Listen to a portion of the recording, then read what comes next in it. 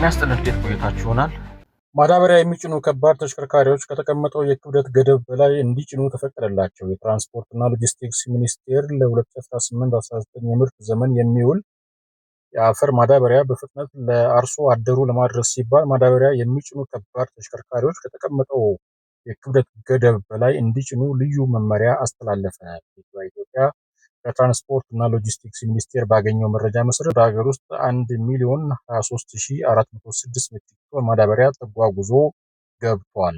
ይሁን እንጂ በአሁኑ ወቅት በመካከለኛው ምስራቅ አካባቢ የተፈጠረው ቀውስና የጸጥታ ሁኔታ ምክንያት በነዳጅ አቅርቦት ላይ መስተጓጎል በመፈጠሩ ለተጠቀሰው የምርት ዘመን የታቀደ ማዳበሪያው በወደብ ላይ ተከማችቶ እንደሚገኝ ተገልጿል። ይህንን በወደብ ላይ የተከማቸ ማዳበሪያ በአጭር ጊዜ ውስጥ በማጓጓዝ ለአርሶ አደሩ ለማድረስ እንዲቻል ማዳበሪያ የሚጭኑ ተሽከርካሪዎች ከተፈቀደው የክብደት መጠን አክስል ሎድ በላይ ጭነው እንዲንቀሳቀሱ ተፈቅዶላቸዋል። የትራንስፖርትና ሎጂስቲክስ ሚኒስቴር ዴኤታ አቶ ደንጌ ቦሩ ለቲክቫ ኢትዮጵያ በሰጡት ማብራሪያ ለአሁኑ የተለየ የሚባል ክምችት ወደብ ላይ ባይኖርም ከሰሞኑ አንድ መርከብ ወደብ ላይ ደርሳለች ብለዋል። ሚኒስቴሩ ውሳኔው ስለተላለፈበት ምክንያት ሲያብራሩ ሆርሙዝ በመዘጋቱ በተፈጠረ የነዳጅ አቅርቦት መስተጓጎሎች ስላሉ የመጣውንና ቀጣይ የሚመጣውን ቶሎ ቶሎ ለማንሳትና ለአርሶ አደሩ በፍጥነት ለማድረስ የተላለፈ መመሪያ ነው ብለዋል። በመሆኑም የኢትዮጵያ መንገዶች አስተዳደርና የኢትዮጵያ የክፍያ መንገዶች ኢንተርፕራይዝ የጭነት ቁጥጥርና ክትትል የሚያደርጉ ባለሙያዎቻቸው ይህንን ልዩ ውሳኔ ተግባራዊ በማድረግ የማዳበሪያ ትራንስፖርት ሂደቱን እንዲያሳልጡና አስፈላጊውን ድጋፍ እንዲያደርጉ መመሪያ ተሰጥቷል።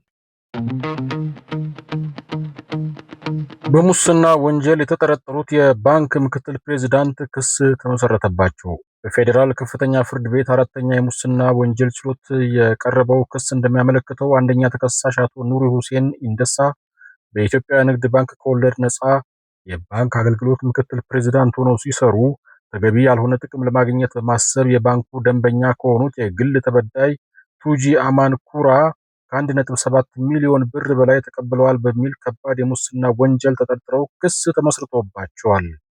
የባንኩ ደንበኛ የሆኑት የግል ተበዳይ ከኢትዮጵያ ንግድ ባንክ ከወለድ ነፃ የባንክ አገልግሎት የሙራባሃ ተገለባባጭ የፋይናንስ አገልግሎት ለጥራጥሬ እህል መግዣ የሚውል 184 ሚሊዮን ብር ብድር ይጠይቃሉ። ብድሩን ለማግኘት ባንኩ ባስቀመጠው መመሪያ መሰረት የሚጠበቅባቸውን ቅድመ ሁኔታ በሙሉ አሟልተው ፋይሉ ለተገቢው ውሳኔ ሲቀርብ ተከሳሽ በባንኩ ውስጥ ያላቸውን ስልጣን በመጠቀም ቀኑና ወሩ በውል ባልታወቀበት በ2016 ዓ.ም ተበዳይን በማግኘት ብድሩ እንዲፈቀድላቸው በገንዘብና በአይነት ያልተገባ ጥቅም እንዲሰጡ በመጠየቁና ይህንንም ካላሟሉ ብድሩን እንዳያገኙ እንደሚያደርጓቸው ስለመግለጻቸው በክስ መዝገቡ ተመላክቷል። የግል ተበዳይ አቶ ቱጂ አማን ኩራ ተከሳሽ የተጠየቁትን ገንዘብ ገቢ የሚያደርጉበትን የባንክ ሂሳብ ቁጥር በመስጠት እንዲሁም በአይነት የጠየቀውን ንብረት የሚያቀርቡበትን ቦታ በአካል ካሳዩ በኋላ ተበዳይ የጠየቁት ብድር ይፈቀድላቸዋል።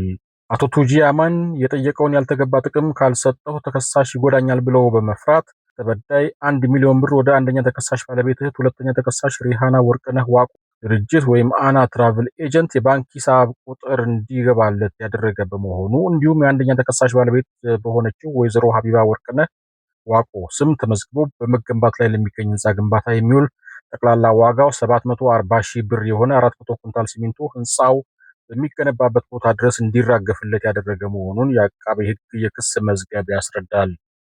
በሌላ በኩል ሶስተኛ ተከሳሽ ወይዘሮ ሪሃና ወርቅነህ ዋቆ ገንዘቡ የወንጀል ፍሬ መሆኑን እያወቁ ወይም ማወቅ ሲገባቸው ገንዘቡን ህገወጥ ምንጭ ለመደበቅ ወንጀል የፈጸመውን ግለሰብ ከህግ ተጠያቂነት እንዲያመልጥ ለማድረግ በማሰብ 600 ሺህ ብር ወደ አንደኛ ተከሳሽ ሂሳብ ቁጥር እንዲተላለፍ በማድረግ በወንጀል ድርጊት የተገኘን ገንዘብ ህጋዊ አስመስሎ በማቅረብ ወንጀል ተጠርጥረው ክስ ተመስርቶባቸዋል። ክሱ የቀረበለት በፌዴራል ከፍተኛ ፍርድ ቤት አራተኛ የሙስና ወንጀል ችሎት ተከሳሽ የክስ መቃወሚያን በጽሁፍ ለመቀበል ለግንቦት 3 ተለዋጭ ቀጠሮ ሰጥቷል። በሌላ ዝግጅት ተመልሰን እንመጣለን። እስከዛው እንደገና ቆዩን።